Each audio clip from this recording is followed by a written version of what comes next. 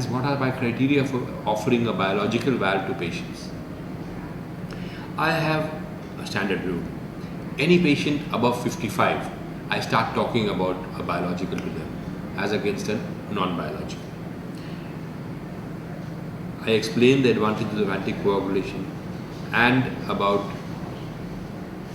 the disadvantages of a redo at 15 years and the advantages of the biological in terms of hemodynamics and biological in terms of and then mechanical in terms of hemodynamics.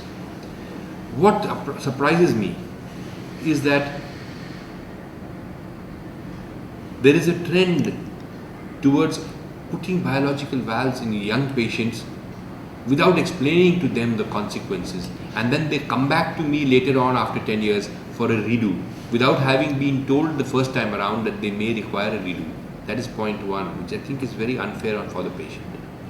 The second, if a patient is 65, there is no point starting with mechanical. It is better to start explaining to him about a biological and tell him that if he objects to anticoagulation, then he could choose to go for mechanical. If a patient is above, in our country, the average life expectancy of a patient is 67 years according to the national statistics. So if you minus 12 years, 55 is a good time to offer them a biological valve. But having said that, many of these patients live longer. So I would keep anything above 60 as a benchmark, because the 65 figure which is available to us on the guidelines is meant for the Western population and Western data with their life expectancy, not with the Indian life expectancy.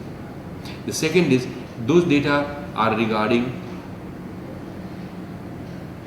patients who have access to medical care, can get INR tests done and all that much easier. Since those are issues in our country with distance from medical facilities, some people living in remote areas, we might need to come down on the age by 4-5 years if we add up both these issues of shorter life expectancy and remote stay.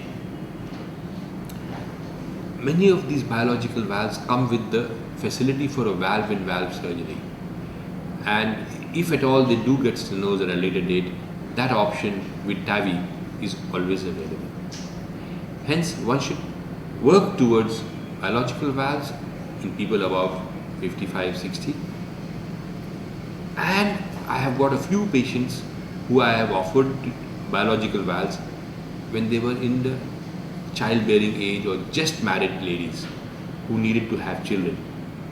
I must say that of the 5 patients I have done in that scenario, I've had to do redo for 2 of them already after in one case 9 years and in one case 10 years, after they have completed their family of 2 children each.